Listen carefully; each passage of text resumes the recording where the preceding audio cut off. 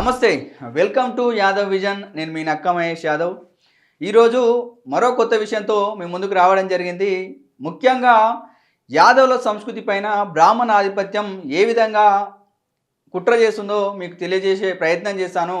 కాబట్టి కంటెంట్ ఎక్కువ మందికి రీచ్ కావాలంటే మా యొక్క ఛానల్ని లైక్ చేయండి, షేర్ చేయండి, సబ్స్క్రైబ్ చేయండి. యాదవ సోదరులారా, యాదవుల దైవ సంస్కృతి మీద అగ్రకుల ఆధిపత్యంతో అంటే బ్రాహ్మణ ఆధిపత్యంతో యాదవ సంస్కృతిని ఇప్పటికే దాదాపు ఖతం చేయడం జరిగింది. యాదవ చరిత్రను సంస్కృతిని ఆక్రమించాలని భావించిన బ్రాహ్మణులు ఈ కులాన్ని అనేక శాఖలుగా ఉపశాఖలుగా విభజించి అగ్రకుల పాలకుల సహాయంతో అనేక యాదవ దైవ కేంద్రాలను కబ్జా చేయడం జరుగుతుంది. అవి ఏమిటి అనేది ఒక్కొక్కటి విశ్లేషణ చేసే ప్రయత్నం చేద్దాం.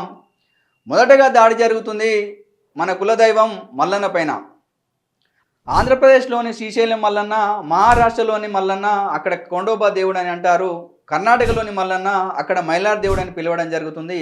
ఆనాటి నుండి అక్కడి అడవుల్లోని ప్రజలు వన్యప్రాణుల నుండి రక్షించుకునే యుద్ధ విద్యను, రోగాల నుండి తమను తాము రక్షించుకునే వైద్య విద్యను నేర్పి తమకు దారి చూపిన నాయకుడిగా, దేవుడిగా మల్లన్నను మొక్కడం జరుగుతుంది. ఎక్కడైతే వారికి యుద్ధ విద్య, వైద్య విద్య నేర్పాడో అక్కడే మల్లన్నను దేవుడిగా కొలుచుకోవడం జరుగుతుంది.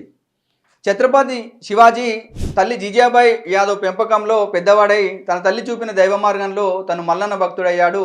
అందుకే శివాజీ అన్ని ప్రాంతాల్లో ఉన్న మల్లన్నను అనగా మహారాష్ట్రలోని కొండోబాను, కర్ణాటకలోని మైలార్ దేవుణ్ణి మరియు ఆంధ్రప్రదేశ్లోని మల్లన్నను కూడా దర్శించుకోవడానికి ఇక్కడికి రావడం జరిగింది.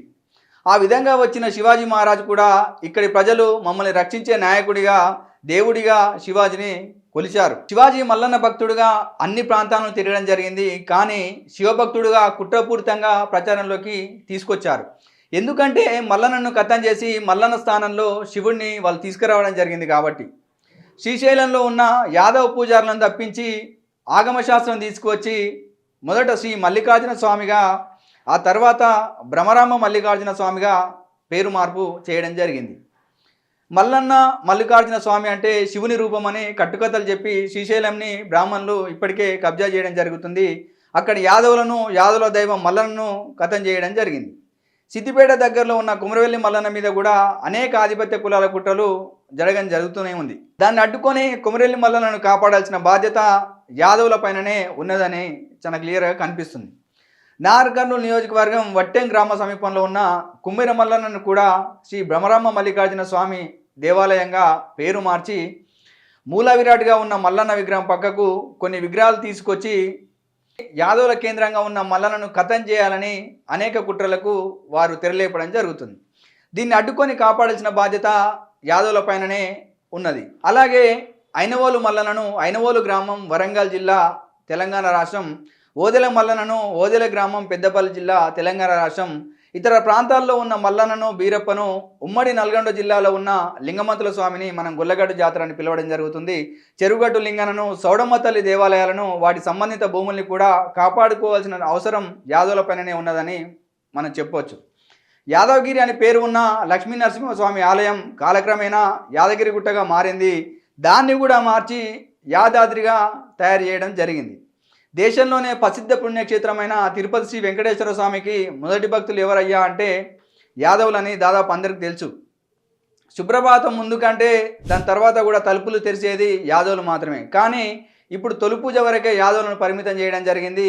ఆ పూజ కూడా చేయకుండా అగ్రకులాలు ఎన్నో ప్రయత్నాలు చేయడం జరిగింది, మన కళ్ళారా చూసినాం. జాతరను అనగా శ్రీశైలం మల్లన్న జాతరను, కుమరెల్లి మల్లన్న జాతరను, కుమ్మెర మల్లన్న జాతరను, గొల్లగట్టు లింగమ్మతుల స్వామి జాతరను, చెరువుగట్టు లింగమ్మతుల స్వామి జాతరను, యాదగిరి నరసింహస్వామి జాతరను, తిరుపతి వెంకన్న జాతరను, ఇంకా ఇలా అనేక జాతరలను ఆధిపత్య పాలక కులాల అండతో బ్రాహ్మణీయ శక్తులు జాతరలను బ్రహ్మోత్సవాలుగా చేస్తూ మన దైవాలను మనకు కాకుండా చేసి మనకు ఉన్న ఘనమైన సాంస్కృతిక చరిత్రను తుడిచివేయడం జరుగుతుంది. తుడిచివేసే ప్రయత్నం కూడా ముమ్మరంగా వాళ్ళు చేస్తూనే ఉన్నారు.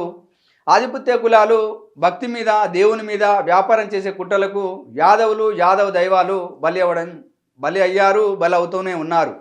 భారతదేశంలోని అతిపెద్ద యుద్ధ జాతిగా దేశాన్ని నిర్మాణం చేసిన యాదవులారా, చరిత్రను, సమకాలీన రాజకీయాలను అర్థం చేసుకొని చైతన్యం అవ్వాల్సినటువంటి అవసరం ఉంది.